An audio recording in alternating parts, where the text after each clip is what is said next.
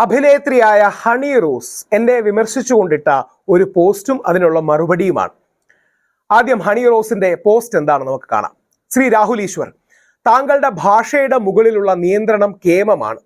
ഒരു വിഷയത്തിൽ ചർച്ച നടക്കുമ്പോൾ രണ്ട് ഭാഗവും ഉണ്ടെങ്കിലേ ചർച്ചയ്ക്ക് പ്രസക്തിയുള്ളൂ. അതുകൊണ്ട് തന്നെ രാഹുൽ ഉണ്ടെങ്കിൽ ഒരു പക്ഷത്ത് അതിമനോഹരമായ ഭാഷാ നിയന്ത്രണത്തോടെ രാഹുൽ നിൽക്കും. ചർച്ചകൾക്ക് രാഹുൽ ഈശ്വർ എന്നും ഒരു മുതൽക്കൂട്ടാണ്. സ്ത്രീകൾ എത്ര വലിയ പ്രശ്നം അഡ്രസ്സ് ചെയ്താലും രാഹുൽ ഈശ്വർ ഉണ്ടെങ്കിൽ അദ്ദേഹത്തിന്റെ അസാമാന്യ ഭാഷാജ്ഞാനം കൊണ്ടും ഭാഷാ നിയന്ത്രണം കൊണ്ടും സ്ത്രീകൾ അഡ്രസ്സ് ചെയ്യുന്ന പ്രശ്നങ്ങളെ നിർവീര്യമാക്കും. പക്ഷേ തന്ത്രി കുടുംബത്തിൽപ്പെട്ട രാഹുൽ ഈശ്വർ ക്ഷേത്രത്തിലെ പൂജാരി ആവാതിരുന്നത് നന്നായി. കാരണം അദ്ദേഹം പൂജാരി ആയിരുന്നുവെങ്കിൽ അദ്ദേഹം പൂജാരിയായ ക്ഷേത്രത്തിൽ വരുന്ന സ്ത്രീകൾക്ക് അദ്ദേഹം ഒരു ഡ്രസ് കോഡ് ഉണ്ടാക്കിയേനെ. കാരണം സ്ത്രീകളെ ഏത് വേഷത്തിൽ കണ്ടാലാണ് അദ്ദേഹത്തിന്റെ നിയന്ത്രണം പോകുന്നത് എന്നറിയില്ലല്ലോ. ഭാഷയുടെ കാര്യത്തിലുള്ള നിയന്ത്രണം അദ്ദേഹത്തിന് സ്ത്രീകളുടെ വസ്ത്രധാരണം കാണുമ്പോൾ ഇല്ല എന്നാണ് എനിക്ക് മനസ്സിലാകുന്നത്. എപ്പോഴെങ്കിലും താങ്കളുടെ മുന്നിൽ വരേണ്ടി വന്നാൽ ഞാൻ ശ്രദ്ധിച്ചു കൊള്ളാം എന്നാണ് ഹണി റോസ് പറയുന്നത്. ഹണി റോസിനോട് വളരെ ബഹുമാനത്തോടു കൂടി റെസ്പെക്ട്ഫുൾ ആയിട്ട് തന്നെ എനിക്കൊരു മറുപടിയും ഉണ്ട്. ഞാൻ പലപ്പോഴും ഇൻസ്റ്റാഗ്രാം ഒന്നും ആക്റ്റീവായി യൂസ് ചെയ്യാറില്ല. ഞാൻ സാമൂഹ്യ മാധ്യമങ്ങളിൽ ഇടുന്നു, നിങ്ങളോടും പറയുന്നു. കുമാരി ഹണി റോസ് അല്ലെങ്കിൽ പ്രിയപ്പെട്ട ഹണി റോസ്, താങ്കളുടെ കലാപ്രവർത്തനത്തിനും സിനിമാ കരിയറിനും ബഹുമാനം നേരുന്നു. ബോയ്ഫ്രണ്ട് എന്ന താങ്കളുടെ ആദ്യ സിനിമയിൽ എൻ്റെ സുഹൃത്ത് നാഷ് ഖാൻ വില്ലനായി അഭിനയിച്ചിരുന്നു. ഹണിയെക്കുറിച്ച് വളരെ നല്ല അഭിപ്രായങ്ങളാണ് മനസ്സിലാക്കിയിട്ടുള്ളത് എല്ലാവരിൽ നിന്നും. ബഹുമാനത്തോടെയുള്ളൊരു വിമർശനം, ഒരു റെസ്പെക്ട്ഫുൾ ഫീഡ്ബാക്കായി ഹണി ഇതെടുക്കുമെന്ന് പ്രതീക്ഷിക്കുന്നു. ഇനിയും ഹണി പറഞ്ഞതിലെ ഒരു കാര്യമാണ്, അമ്പലങ്ങളിലും പള്ളികളിലും ഡ്രസ് കോഡ് ഇപ്പോൾ തന്നെ ഉണ്ട് എന്ന കാര്യം ശ്രദ്ധയിൽപ്പെടുത്തുന്നു. വിശുദ്ധ വത്തിക്കാനിൽ പോകാൻ എനിക്ക് ഭാഗ്യം ലഭിച്ചിട്ടുണ്ട്. അവിടെ പോലും ഒരു ഡ്രസ് കോഡ് സ്ത്രീകൾക്കും പുരുഷന്മാർക്കും ഉണ്ട് എന്ന് അവിടുത്തെ ഡ്രസ് കോഡ് കാണാനുള്ള അവസരം എനിക്ക് ലഭിച്ചു. ഭാഷയിൽ എൻ്റെ നിയന്ത്രണത്തെക്കുറിച്ച് പറഞ്ഞ നല്ല വാക്കുകൾക്ക് നന്ദി അർപ്പിക്കുന്നു. സ്ത്രീ ശരീരം കണ്ടാൽ നിയന്ത്രണം പോകുമോ എന്ന ചോദ്യം താങ്കളുടെ മനസ്സിലെ ദേഷ്യത്തിൽ നിന്ന് വന്നതാണെന്ന് മനസ്സിലാക്കുന്നു. ഹണിക്കെതിരെ മാത്രമല്ല ഒരു സ്ത്രീക്കെതിരെയുമുള്ള ദ്വയാർത്ഥ പ്രയോഗങ്ങളെയും ന്യായീകരിക്കുന്നില്ല. പക്ഷേ ഒരു വലിയ പക്ഷേ താങ്കൾക്കെതിരെയുള്ള വസ്ത്രധാരണത്തിലെ വിമർശനങ്ങൾ കൂടി ശ്രദ്ധിക്കണമെന്ന് അഭ്യർത്ഥിക്കുന്നു.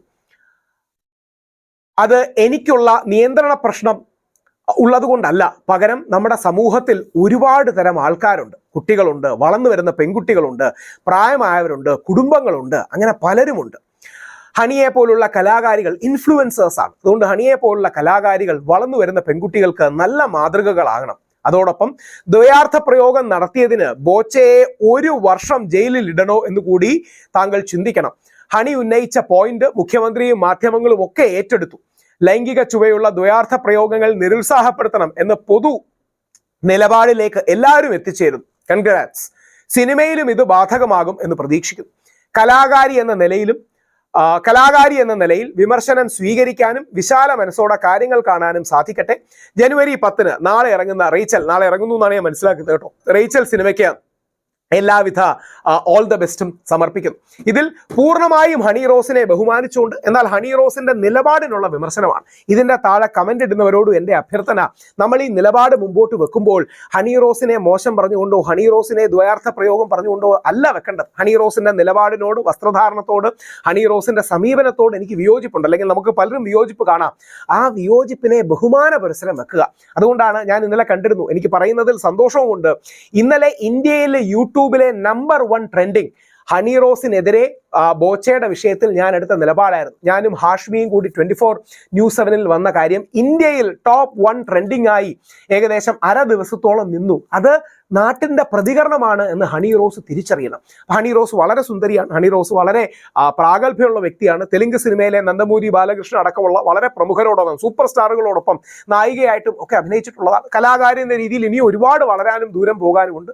എല്ലാവിധ അഭിനന്ദനങ്ങളും നേരുന്നു. അതോടൊപ്പം ഹണി റോസിന് നേരെ വിമർശനങ്ങൾ ഉണ്ടെന്നും വസ്ത്രധാരണത്തെയും ലൈംഗിക ദാരിദ്ര്യത്തെയും ആൺ നോട്ടങ്ങളെയും ഒക്കെ ചൂഷണം ചെയ്യുന്ന രീതിയിലാകരുത് നമ്മുടെ വസ്ത്രധാരണം എന്ന് പറയുന്നത് വളർന്നു വരുന്ന പെൺകുട്ടികൾക്കും സമൂഹത്തിനൊക്കെ വേണ്ടിയാണ്. നിങ്ങൾ സിനിമ അഭിനേത്രിമാരെയും കലാകാരികളെയും ഒക്കെ നമ്മുടെ സമൂഹത്തിൽ വലിയ ഇൻഫ്ലുവൻസ് ചെലുത്താൻ കഴിയും. അപ്പോൾ ആ മാന്യതയും സഭ്യതയും വേണം.